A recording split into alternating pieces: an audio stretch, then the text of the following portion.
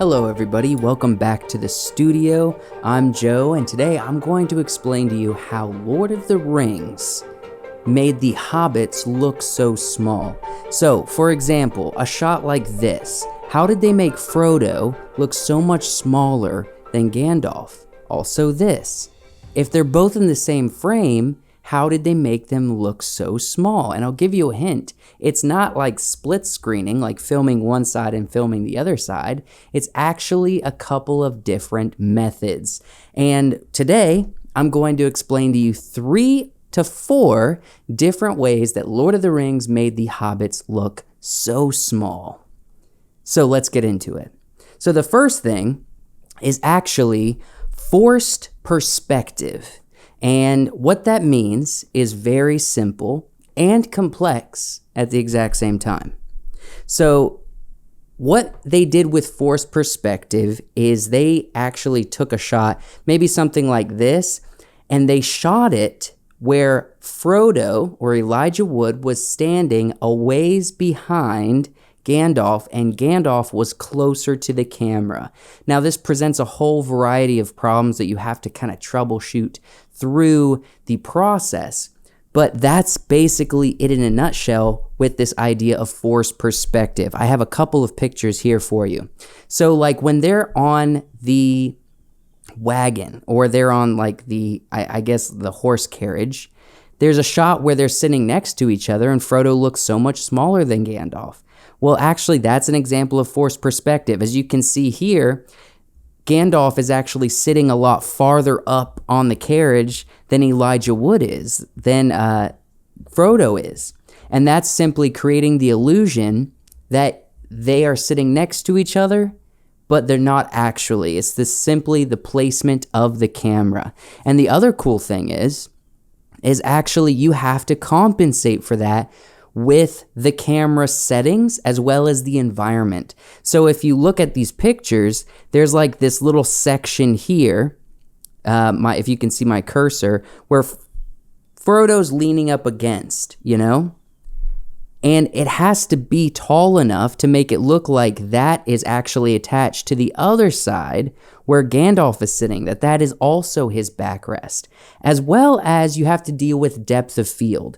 And so, but that basically means is when you change the aperture in your camera, you get a little bit of blur on the background, or whatever's in focus, everything else that's not in focus will create a little bit of a blur effect, and that's to bring in focus to what the scene is focused on.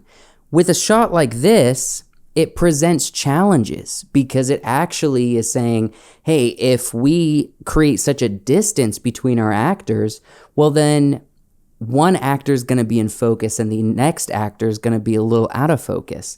And what you have to do to compensate for that is simply to turn down or make the number greater in the aperture settings on a camera. So on the lens, you have to, if you bring it down to like a 2.8, you're going to have a lot of depth of field. So if I'm in focus, the whole background would be out of focus. But in this case, they actually had to turn that number up or make the aperture a lot more closed in the lens so that you have less depth of field. So if you look at this picture, I got a fuller screen one. If you look at this picture, you can see that the background is not really out of focus. You can see clearly the trees and that stone wall and the little field out yonder of the stone wall. And that's simply because they had to make the aperture smaller. They had to bring the value up on the aperture settings in order for you to see both characters clearly, and so that there's not a lot of depth of field to the image so that you can see both characters clearly. Here's another image. For the forced perspective it's very interesting. You can actually kind of see, so you see Frodo's shoulder and his head there a little bit, and you also see Gandalf across from him. Well, if you look in between them, that table looks like it's broken into pieces. And what they actually had to do was, if you watch the film and Frodo is in the dining room with Gandalf and they're talking about what Gandalf has found out about the Ring of Power. And the shot looks like they are sitting across from each other, but they're not actually. Frodo is actually a lot farther down on the table, where Gandalf is a lot closer to the camera lens. And they had to do the same thing. They couldn't have a lot of depth of field in this image. The tricky thing, however, is that in that shot, they had the camera trucking sideways ever so slightly throughout the conversation. That presents a problem, because if you truck too far, you can see that the table, or you can see that the actors are not actually the correct amount of distance from each other. So what they did was they rigged the table to move.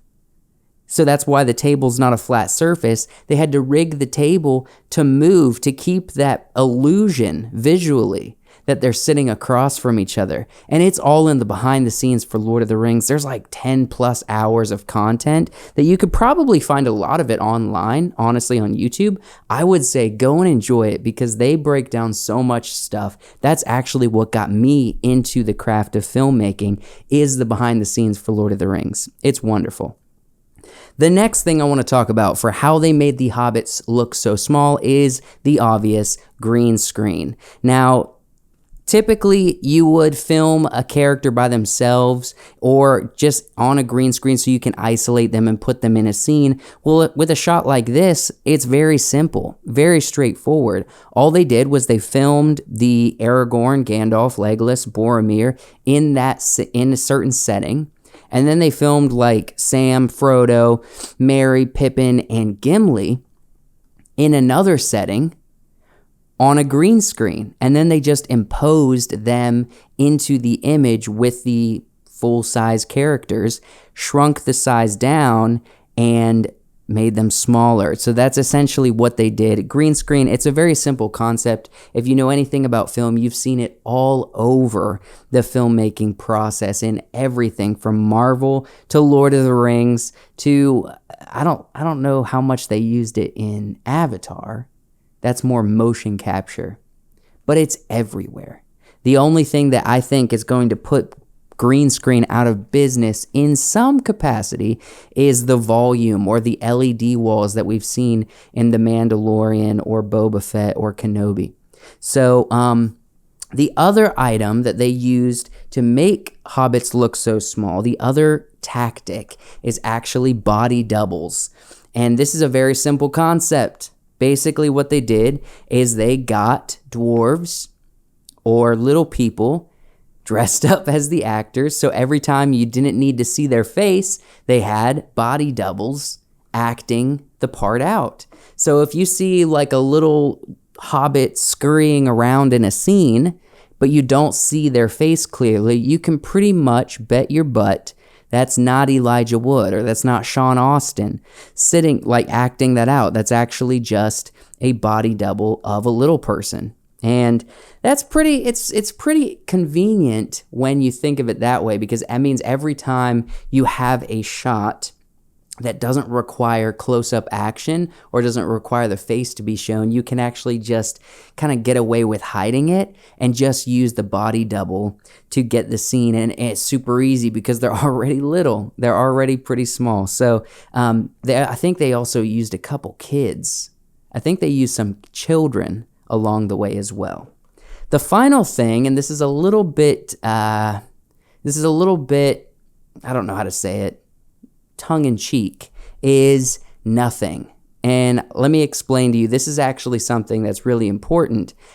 When it comes to filmmaking, a lot of times you have to troubleshoot your way through the scene. You have to troubleshoot your way through the day in a lot of ways. Filmmaking is like, if I'm going to throw out a non-data driven percentage, I would say filmmaking is like 75 to 80% troubleshooting throughout the day. So if you don't need the characters to be small in the scene, then try to avoid it. It's as simple as that. So like the section of filmmaking when Frodo and Sam and Gollum are on their own quest to get to Mordor, most of the time you don't have to do any camera tricks. They can just be regular size, and actors going through the scene. And then you have to deal with all of the animation for Gollum and such, which was its own revolutionary point in itself. But if you don't have to, then don't. Make it easier on yourself. And sometimes that's just choosing a shot for the scene that's going to make the day move along, that's going to make the filmmaking process more efficient and still keep consistent continuity, size comparison issues, not contradicting themselves, not saying, oh, well, Frodo's 4 feet in this shot and he looks like he's 5 feet in this shot, you know? Honestly, what you should do is you have to create a setting. So you have to create an establishing shot, a wide shot, like they did at the dining room table with Gandalf and Frodo, where you get a size comparison. But once you get that, everything else can just be close-ups. Everything else can just be medium close-ups, you know? Where you don't have to shoot the whole scene in a really complex way. You can actually just use it sparingly, just to convince the audience of the setting, and then pull into the emotion, the acting, the character development of each scene. And so if this has been helpful to you, body doubles, green screen, forced perspectives, and as much as you can, as much as we've seen in Lord of the Rings, not doing anything at all because of the camera angle and the type of shot they're going for. If this has been helpful and educational for you to understand a little bit how Lord of the Rings made the Hobbits look and appear small, the actors appear small in the hit show, the beloved show, I ask you to leave a comment. Tell me your thoughts. I want to hear about the first time you watched Lord of the Rings and how blown away and all of the questions that sparked for you. Like this video and subscribe if you would to the channel. We'd really appreciate it. I would really appreciate it that you stuck around and enjoyed the content that's put out on the Wiseworks Studio channel. Thank you guys so much for watching. Really appreciated you guys watching up to this point. And if you look on the channel, you'll see all kinds of cool content like trailer reactions, breakdown videos, and the such. We'll see you all in the very next video. I love you, and goodbye.